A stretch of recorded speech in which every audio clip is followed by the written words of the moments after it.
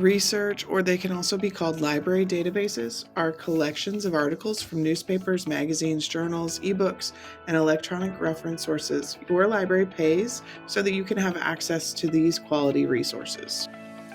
Research or library databases are the best or gold standard when conducting academic or scholarly research. They are generally better than Google Scholar and way better than a traditional Google search. Research or library databases are subscription-based, which means we pay to have access. Library databases have a much higher standard for information that they include than the free web, so they're very reliable. You don't have to necessarily run the CRAP test on them, and many of them are actually peer-reviewed, which means other people, other professionals in the content area, the field that this document was written about, have checked it and said, yes, this is quality information that should be put out to people about this topic. So much higher standard. Library databases include scholarly journals. For example, if I'm a teacher, I might be part of the National Educators Association and they put out a journal for their organization. Or if I were a pediatric doctor, there's an American Pediatric Association that publishes researched articles in their American Pediatric Journal. So pediatric doctors would subscribe to that. It also could include magazines, newspaper articles, book reviews, research papers, or they can also be called like a thesis that someone might write at the end of their doctoral program. Ebooks are also available in library databases, so a variety of different types of sources, but they are academic, they're scholarly and focused, so they won't necessarily include articles about more popular type of topics. This is very much academic focused. Library databases are maintained, they're updated regularly, it might be daily, monthly, quarterly, not like a website that's out there that may not be touched after it posted. Who knows how long it has been there, or it might have just appeared and we don't know who the author is. Lots of different factors with that. So databases are not like that. Databases are very organized. They have advanced search options, lots of ways that you can drill down into your search to find exactly what you need. They have entries set up in the same way. You can find citations in certain spots within each one.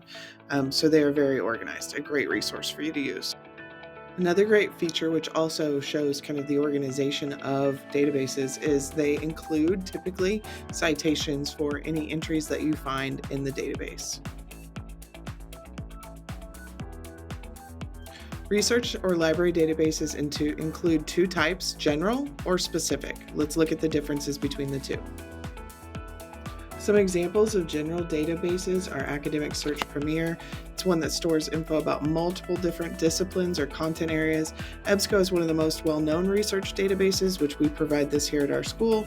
It has a wide range of peer-reviewed and trustworthy sources. Explora is one of EBSCO's user-friendly research databases designed specifically for schools and public libraries and gives easy access to a wide variety of topics suitable for students with a simplified search experience. So all three of these are examples of databases that are called general ones because you could look up information on a variety of topics within them. Specific databases are targeted or focused more to the topic you are researching. So for example, ERIC, or the Education Resources Information Center, is a database. It's sponsored by the Institute of Education Sciences of the United States Department of Education, and the articles and resources within it are focused, obviously, I hope, on education. Another example of a specific database would be PubMed. It is a database for medical and biology resources. If I were to go into it and look for something very specific to education, I wouldn't find it there. But if I wanted something very specific to medicine or biology, it would be in this database. So that's that difference between specific and general databases. We belong to MoreNet, which is how we have access to the subscription databases that we do. However, MoreNet does not get us access to all the databases that are out there. There's some other options for you as well. If you are a dual credit student, you can use your college login on your college library website to access even more databases. The same can be said if you have a public library card. You'll have a variety of different databases available through that avenue as well. So keep those things in mind if you have those options available